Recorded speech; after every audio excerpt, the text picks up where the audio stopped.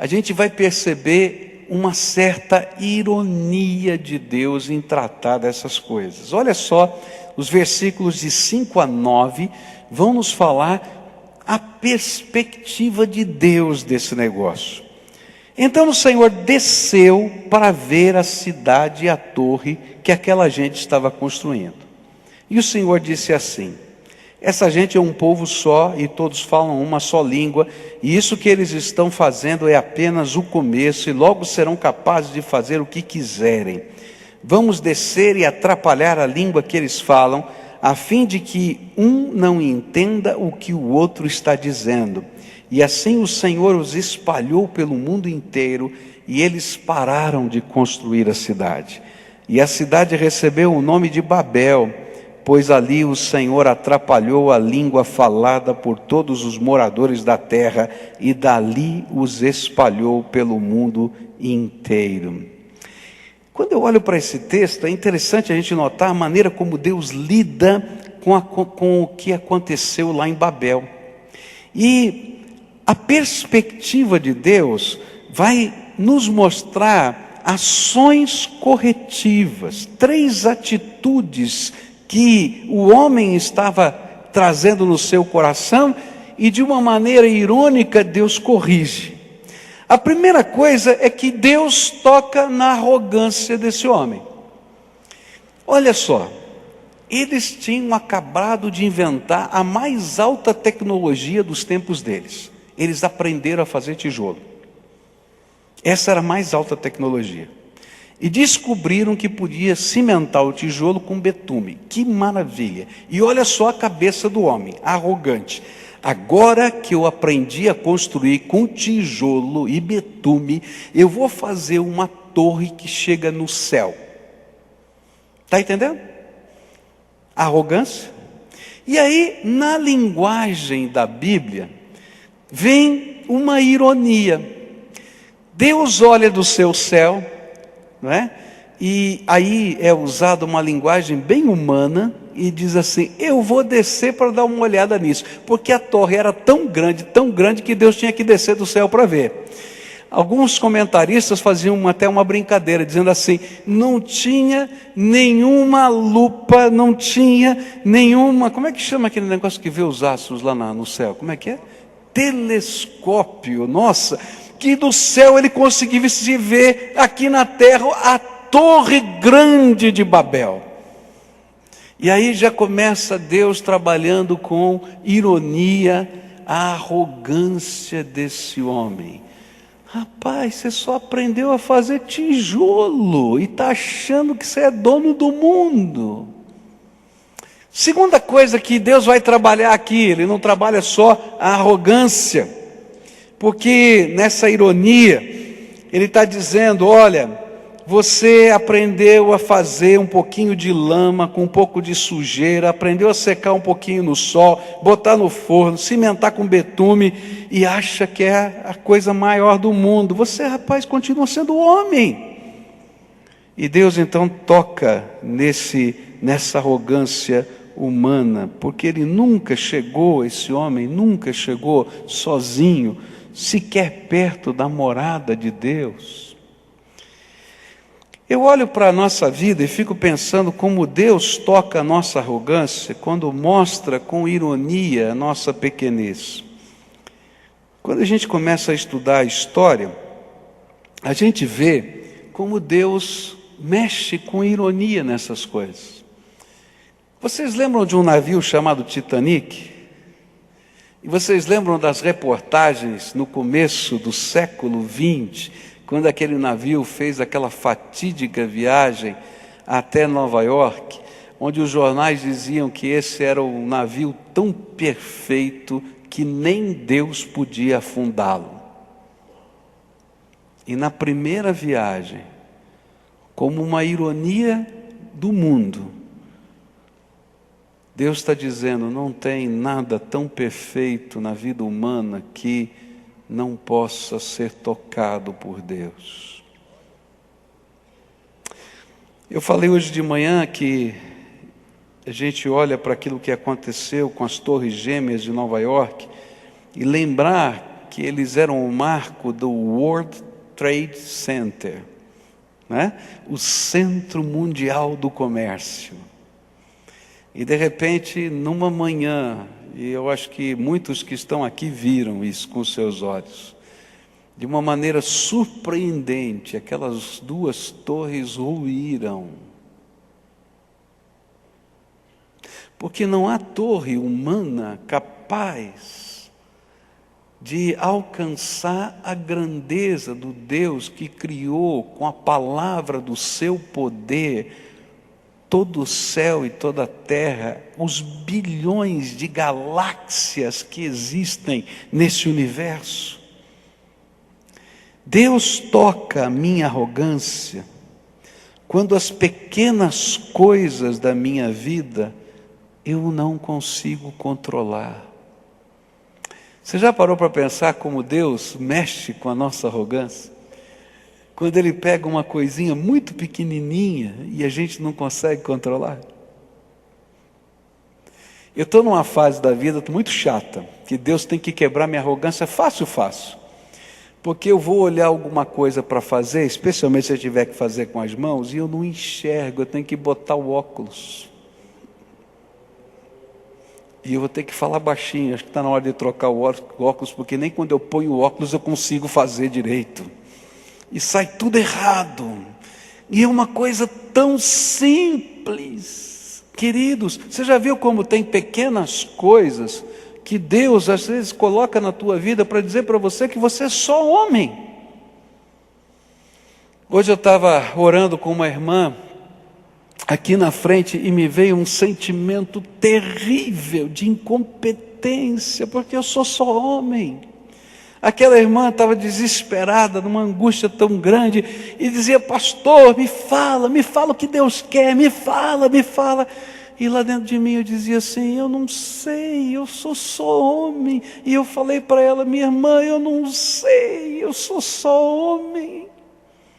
Eu não tenho nem as respostas elementares do dia a dia. Não é assim na tua vida também?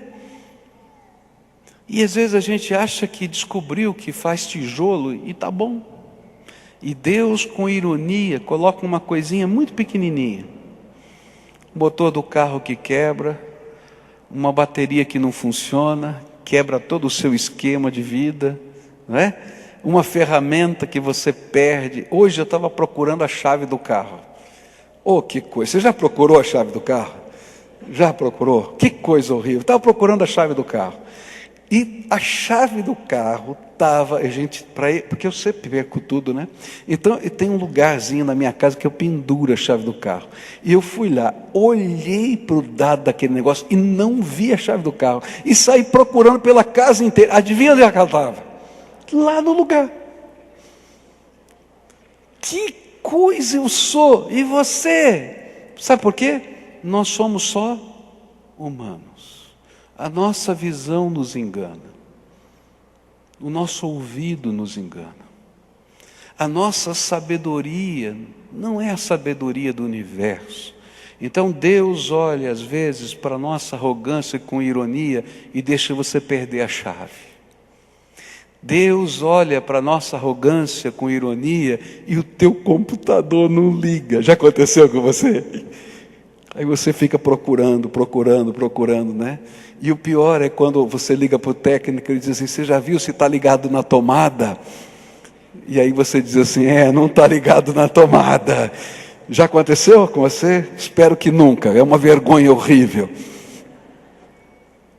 Gente, esse sou eu, esse é você. Deus olha do céu e diz assim: você está construindo uma torre que chega aqui, eu tenho que descer para dar uma olhada no que você está fazendo, porque não chegou nem perto.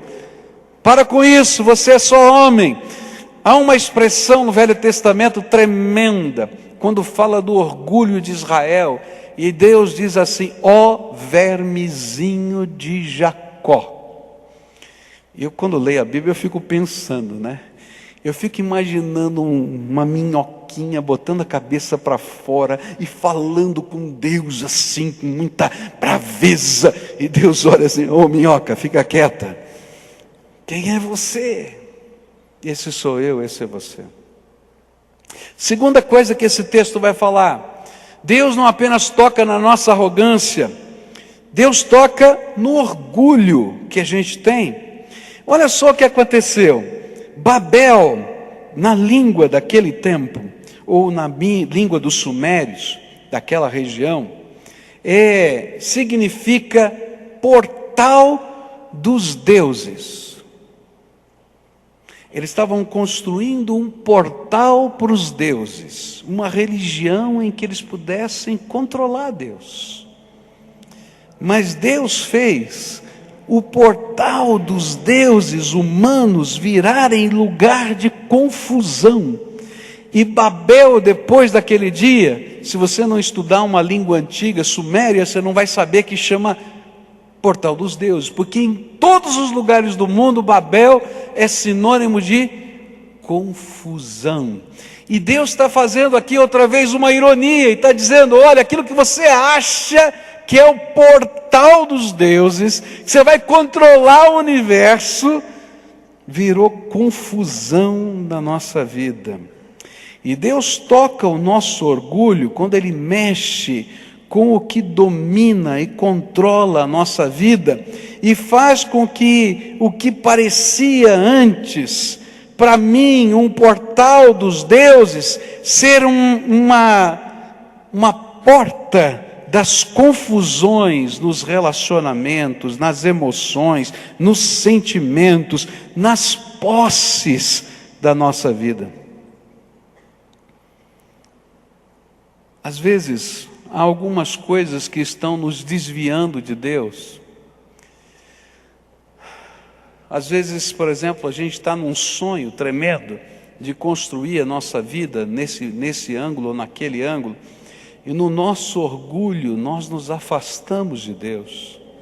E então Deus vem e mexe nas áreas do nosso orgulho, e aquilo que parecia ser a grande esperança vira a grande confusão da nossa vida. Não é assim?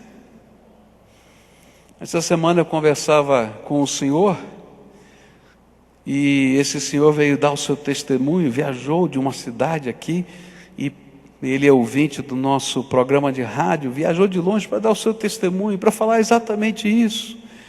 Que de repente Deus colocou a sua mão nos negócios dele, do dia para a noite ele perdeu 500 mil reais, de uma vez. Quebrou, está pagando as dívidas até hoje. Mas foi nessa hora em que Deus mexeu no orgulho das empresas dele, que ele pôde entender que ele era só homem, que ele precisava da misericórdia de Deus. Daí Deus pega o nosso orgulho financeiro, o nosso orgulho educacional, o nosso orgulho familiar, e Ele começa a mexer naquelas circunstâncias da nossa vida, e nós começamos a entender, porque Ele está colocando o dedo ali, queridos, que eu sou só homem, e se você chegou aonde você chegou e faz o que você faz, é porque a misericórdia de Deus te abençoou, porque você, sem Ele, não respira. Está entendendo? E aí Deus transforma o portal dos deuses nas Babilônias que a gente vive todo dia. Porque na verdade, nós não somos pequenos deuses como nós gostaríamos. Nós somos criação de Deus, meros seres humanos. E nossa imagem e semelhança de Deus só pode ser vista e sentida quando pela fé nos rendemos ao Senhor Jesus como o Senhor das nossas vidas. Fora disso, a gente está perdido, pegando tijolo e achando que é a mais alta tecnologia do universo. Terceira coisa que Deus faz, na perspectiva dele, Ele toca nos nossos planos. Eu comecei a pensar em Provérbios, capítulo 16, versículos 1 e 2, onde a Bíblia diz assim: as pessoas podem fazer os seus planos, porém é o Senhor Deus quem dá a última palavra. Você pode pensar que tudo que faz é certo, mas o Senhor julga as suas intenções. E é por isso que Deus toca nos planos de Nimrod. Deus percebe que o homem natural não tem limites. O grande problema não é que eles iriam fazer uma torre que chegaria ao céu e ameaçaria Deus, e por isso ele tem que intervir nessa terra. Mas é que esse homem não teria limites outra vez. E esse homem sem limites faria só o que ele queria. E o coração e a essência por trás da cidade e da torre era dominar o mundo, dominar Deus e fazer só o que me vier na cabeça. E aí Deus tem que tocar nos planos desses homens e limitá-los. E aí outra vez Deus começa a fazer uma ironia. Porque enquanto aquele homem acha que ele pode todas as coisas, ele não percebe que muitas vezes ele mesmo está sendo destruído. E quando Deus mexe nos nossos planos, é porque Ele quer usar de misericórdia na nossa vida. Se Deus não tivesse feito a promessa que fez a Noé, que a última vez que essa humanidade seria destruída seria simplesmente no final de todas as coisas da história, certamente ele não tinha que confundir as línguas, ele teria que começar tudo de novo outra vez, como ele fez com Noé, porque aquele povo se perdeu totalmente como o povo de antes de Noé. E então Deus, na sua misericórdia, vai lá e mexe nos planos daqueles homens. E eu posso imaginar como foi o dia seguinte. Acordam de manhã, todo mundo vai trabalhar e a confusão já começou. Um começa a falar para o outro não entende nada. O outro fala para um, ele não entende nada. E o capataz está dando a ordem para a construção e ninguém entende nada. Vira uma confusão tão grande. E de repente eles descobrem que do outro lado da cidade tem alguém que fala alguma coisa parecida com ele, mas ele nunca viu aquela pessoa. E ele consegue se comunicar e diz: eu estava achando que eu estava ficando louco, não tem ninguém que entende o que eu falo. Não, eu estou entendendo o que você está falando. E aí ele descobre uma outra pessoa em outro lugar que ele nunca viu, que está falando do mesmo jeito. E eles começam a se organizar nos pequenos grupos que conseguem se entender e não conseguem mais seguir o plano de construir a cidade e a torre. E aí, pela ironia de Deus, eles começam a se espalhar pelo mundo, que era o propósito de Deus. Querido, a gente não consegue lutar contra Deus. Quem luta contra Deus e ganha? E o pior é que enquanto Deus não mexa nos nossos planos, a gente continua imaginando que eu vou conseguir lutar com Deus e ganhar. Deus está dizendo que tem um plano para a minha vida, eu digo, eu não quero, eu vou fazer do meu jeito. Até que Deus põe o dedinho no plano que eu tenho, e dá tudo errado, eu me arrebento, e eu vou fazer do jeito de Deus. Está entendendo? E Deus está mexendo nos planos daqueles homens, mas Ele não está mexendo só porque Ele não quer que eles cresçam, é porque não vai haver limite para essa maldade que está por trás de todo o uso da tecnologia, ainda que seja de fazer tijolo. E aí Deus dá a última palavra, e é um juízo preventivo, é um chamado para voltar para Ele. E eu fico pensando, quantas vezes Deus não está mexendo nos planos da nossa vida, do nosso dia a dia, de maneira preventiva, porque Ele está vendo um filho dele se perder e não colocar limites na sua vida, de não encontrar os alvos de Deus para si, E aí então Deus começa a bagunçar os processos. E a gente se torna como Jonas, que está naquele navio e não está entendendo nada. Tem uma tempestade, tem um capitão que fala com ele depois tira sortes, ele não entende o que está acontecendo, e tudo está dizendo: Jonas, é com você esse negócio, vamos conversar. E às vezes Deus está mexendo não só na tua vida, mas na tua casa, na tua família toda. Porque se Ele não mexer nessa estrutura de uma maneira preventiva, não vai ter limite para a desgraça que virá sobre você. Então Deus, na sua misericórdia, mexe nos planos e retoma a direção, mesmo contra a vontade daqueles homens. E aquelas línguas confundidas, e o princípio da unidade, que na verdade tinha uma intenção maligna, usá-la para se rebelar contra Deus e não colocar limites para a vontade do homem, agora tem que ser quebrado, e eles têm que aprender a conviver, mas sobre outras bases. Mas eu queria olhar agora, por fim, na perspectiva profética, porque Babel está em toda a Bíblia. Ela vai mudar de nome, porque Babel vai se tornar Babilônia, e essa Babilônia do Velho Testamento vai ser uma figura profética, e ela vai aparecer no Novo Testamento com esse nome profético de Babilônia, que não representa um lugar específico na terra, mas um sistema de ideias e de valores.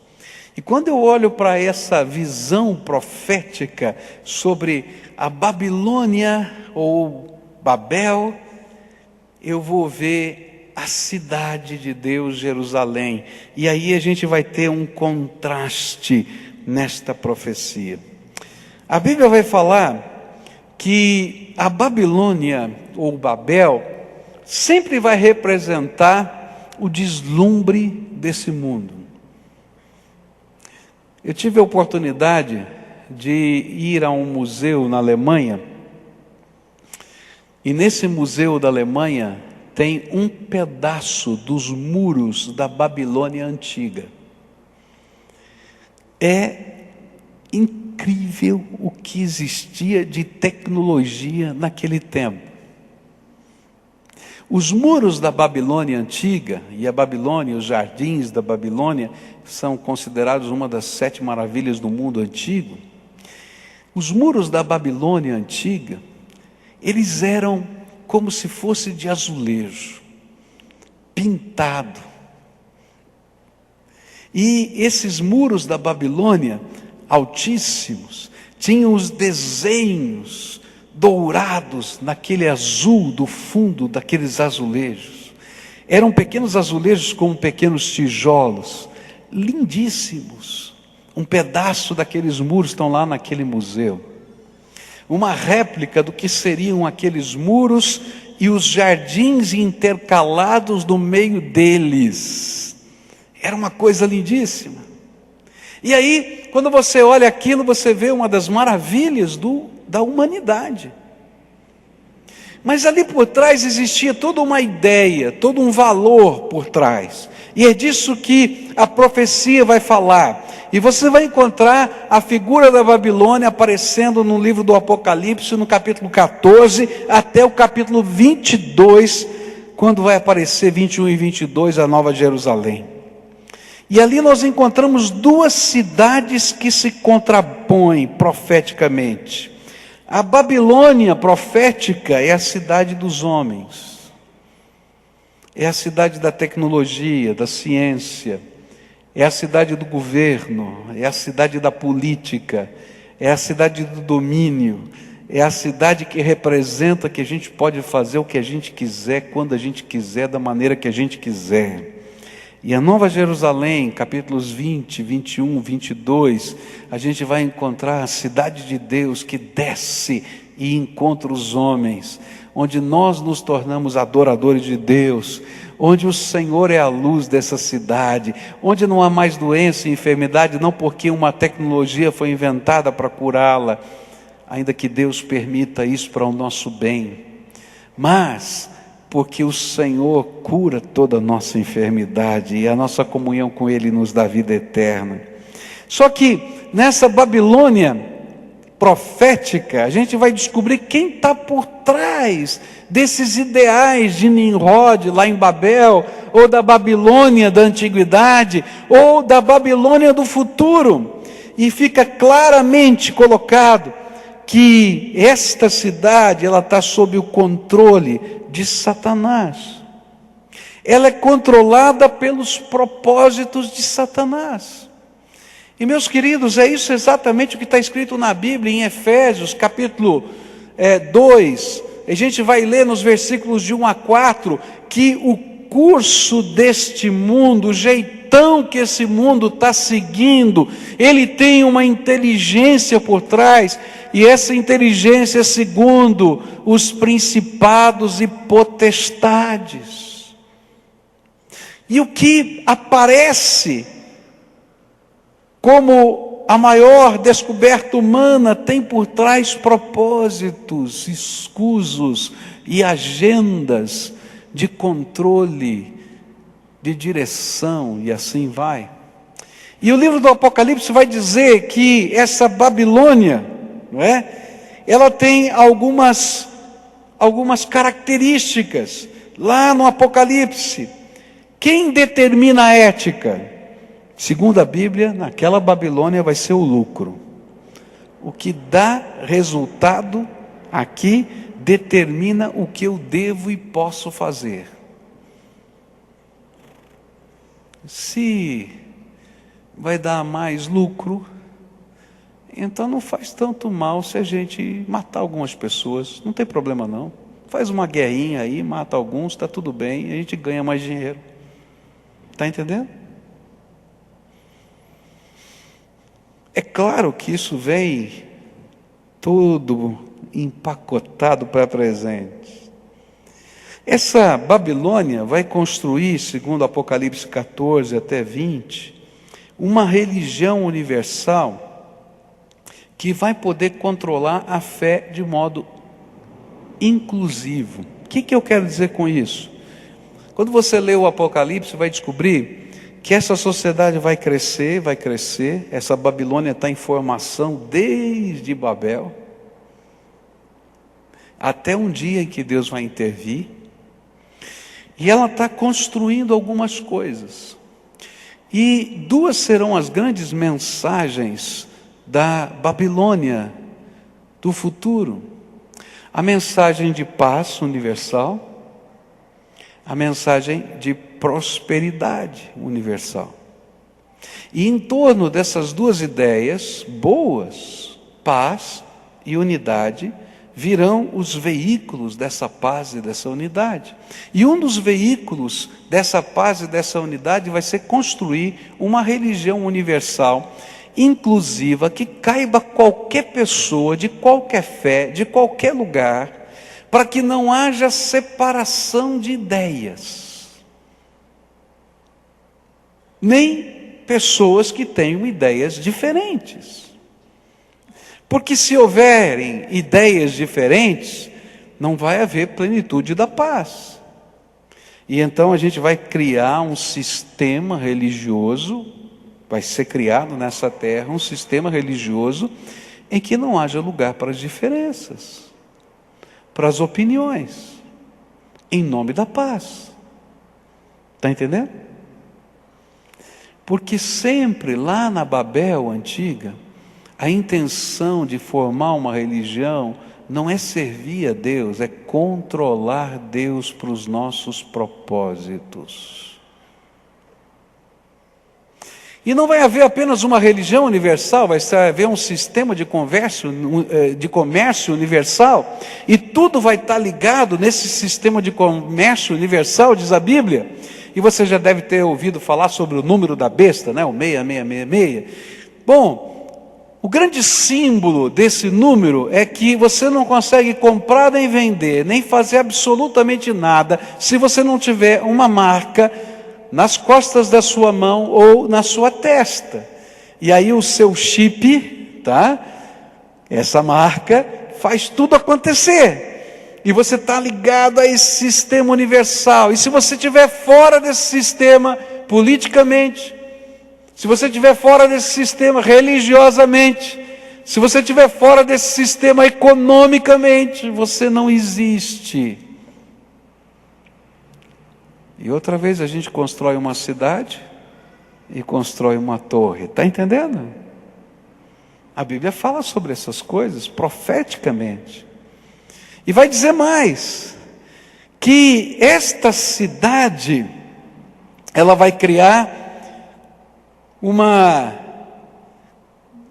um sistema em que ninguém pode viver uma fé exclusiva em parâmetros que não possam incluir todos sem renúncia e decisão.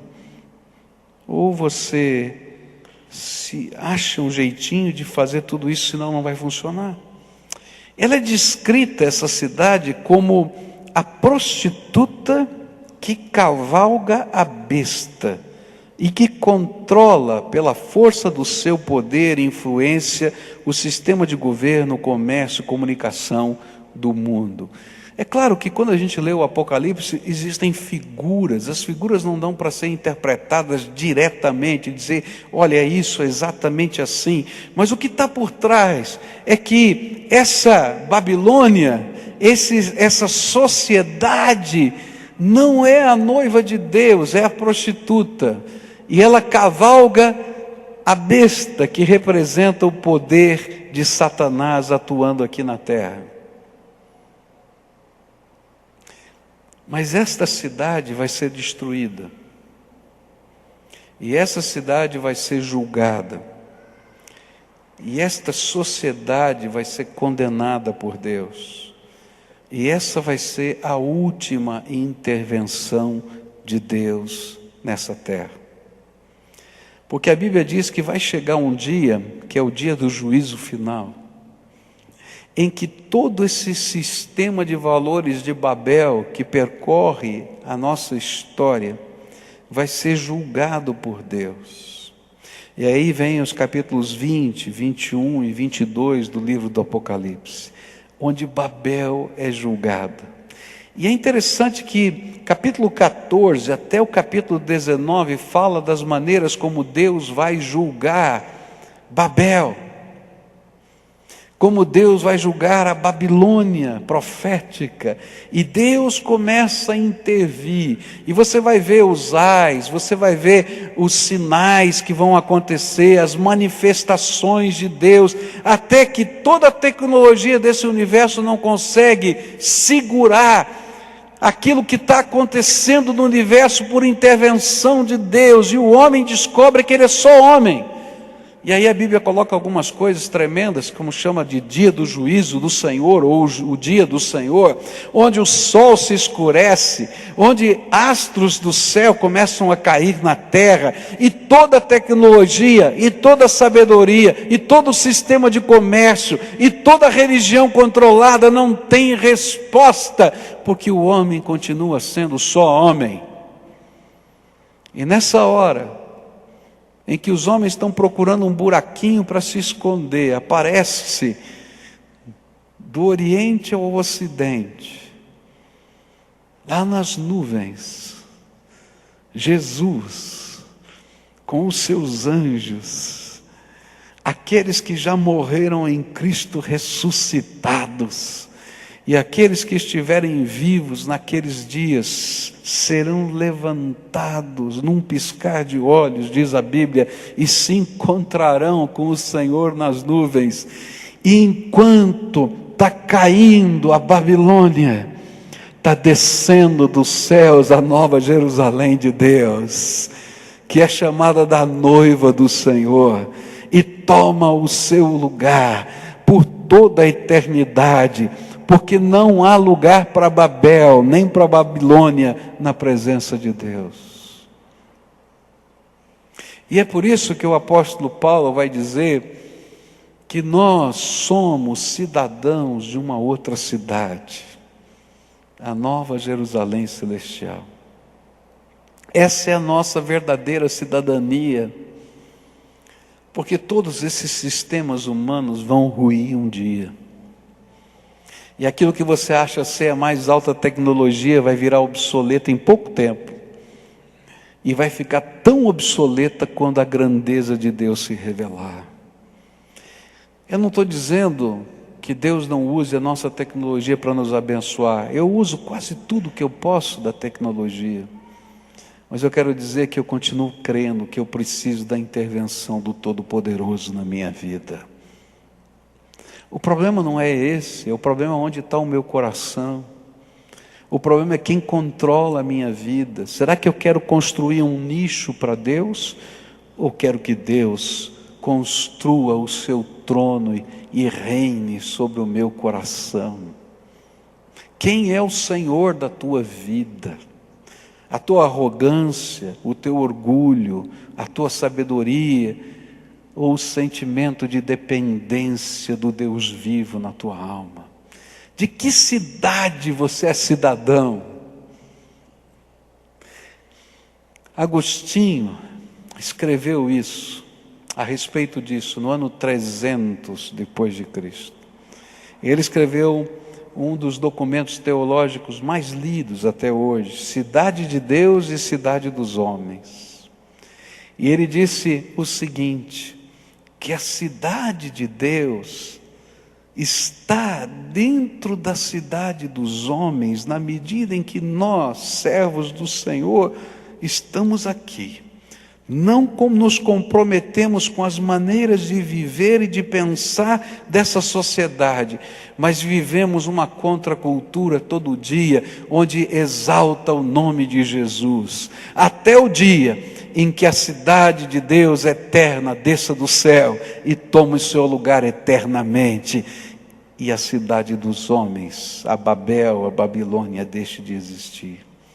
A grande pergunta, ao estudarmos esse texto e para concluirmos aqui, é essa: Deus está olhando para o seu coração. Está entendendo? O homem pode fazer os seus planos, mas Deus tem a última palavra. Quer seja nessa terra, ou quer seja na sua vida.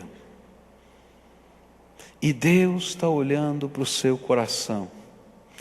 E sabe o que eu penso? É que tinha muita gente em Babel que estava construindo aquele zigurate, a torre, pensando que estava fazendo para Deus. Você não acredita nisso? E não conseguia perceber que estava se desviando de Deus. E a grande pergunta que eu queria deixar para você nessa noite é essa: o que é que Deus quer fazer na tua vida? Porque se você não deixar o Senhor ser o dono da sua vida, não vai ter limite para você. Você vai continuar fazendo só o que você quiser. E toma cuidado, porque nem sempre o que você quer é bênção para você e para as pessoas que você ama. Mas se você deixa Deus intervir na tua vida e ser o Senhor da tua vida, os zigurates, as torres, não tem mais tanta importância, porque você sente todo dia a presença do Deus vivo te ensinando a viver um dia de cada vez. A grande diferença é que você não precisa construir uma torre ou um nicho muito caro, ou colocar uma relíquia muito bonita no fundo do corredor da sua casa. Você precisa de Jesus, o Senhor, no teu coração. Ele ser o dono da tua vida e te ensinar a viver. Mas para isso, você tem que abrir mão da tua arrogância. Você tem que abrir mão do teu orgulho. E se Deus estiver mexendo nos planos da tua vida, você tem que entender que Ele está abençoando você, mesmo que seja uma disciplina, para você deixar Jesus ser aquele que Ele quer ser e implantar na tua vida a vontade dEle. Por isso, nessa noite eu queria orar com você. Nós oramos hoje pela manhã sobre esse assunto e eu quero orar hoje à noite agora também. A mensagem desse texto é uma mensagem de arrependimento. Perdão, Senhor. Perdão. Porque às vezes eu estou tão envolvido com os meus sonhos que eu perdi a perspectiva do sonho eterno que o Senhor tem para mim. Você está construindo a tua casa, está construindo os seus estudos, está construindo isso ou aquilo. Não tem nada de mal nisso, não é pecado. Mas quem sabe você está perdido no verdadeiro sonho que é Jesus, seu Senhor da tua vida. E nessa hora eu queria convidar você a quem o Espírito Santo está falando, porque nessa hora, enquanto eu estou falando aqui, Deus está falando com você.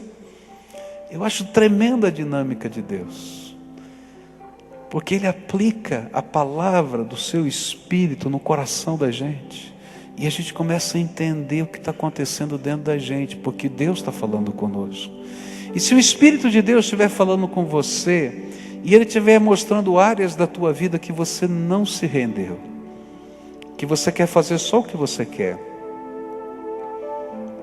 e por isso, quem sabe, Ele está colocando a mão e está bagunçando algumas dessas áreas para você acordar.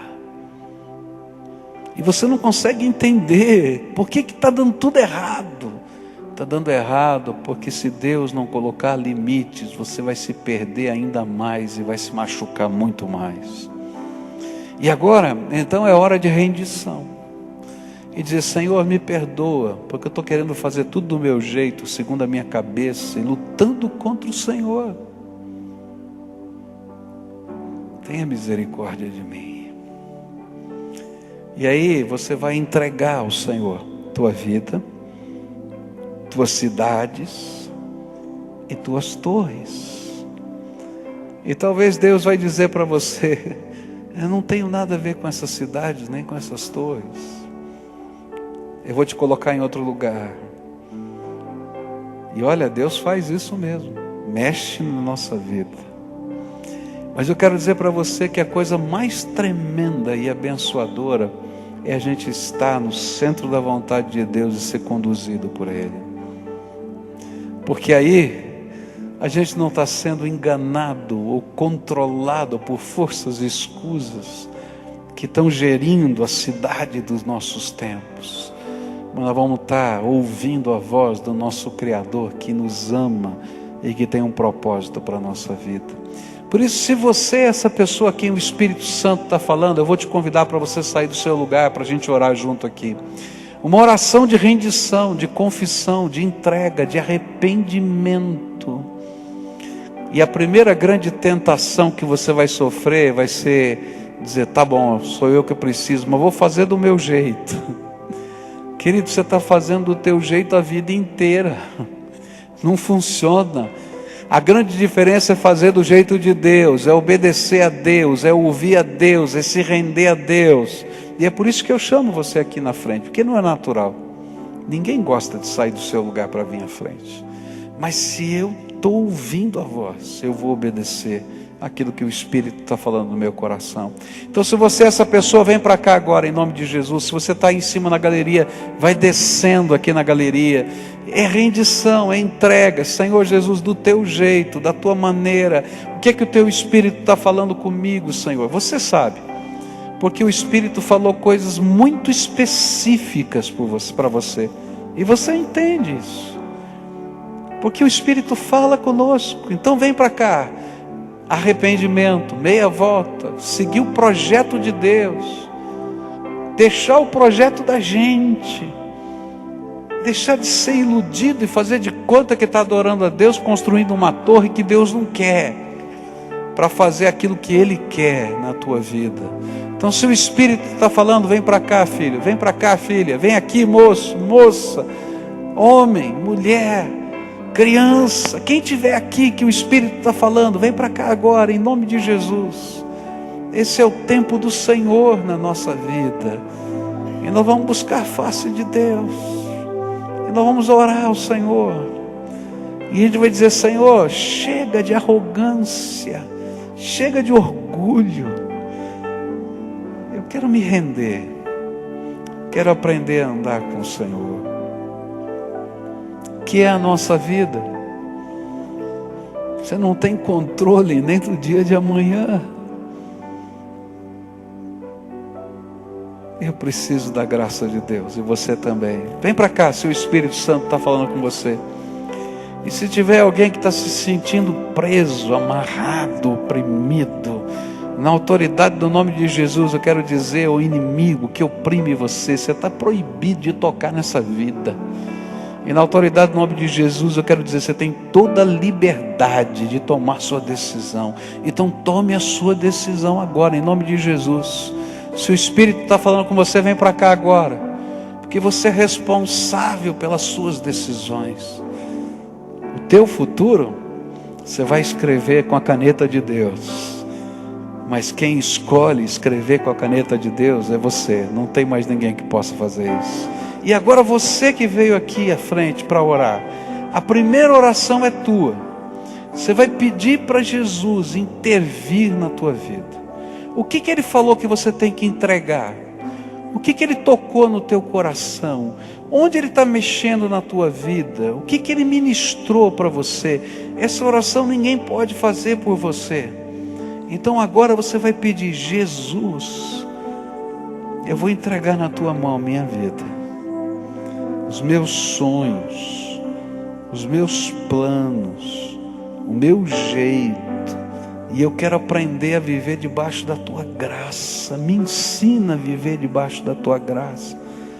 Eu não quero construir uma torre achando que estou adorando ao Senhor, quando o Senhor não quer isso. Coloca o teu trono no meu coração. Eu quero aprender a viver do teu jeito. Me ajuda, Jesus, me ajuda, me ensina. Agora eu quero orar por você. Senhor Jesus, estão aqui os teus filhinhos. Tu conheces a cada um deles. E não fui eu que falei com eles. Quem sou eu? Eu não sou nada, Senhor, tu sabes disso. Mas o teu Espírito está falando com eles. E eu quero te pedir agora, em nome de Jesus, abre as portas do céu e derrama a tua graça. E como uma chuva que abençoa a terra, a semente da tua palavra comece a frutificar nesses corações. E nova vida, nova esperança, novos sonhos, novos planos do Senhor venham para eles. E que eles aprendam a ouvir a tua voz, conhecer os teus propósitos e seguir o teu caminho. Escuta, Deus, a nossa oração.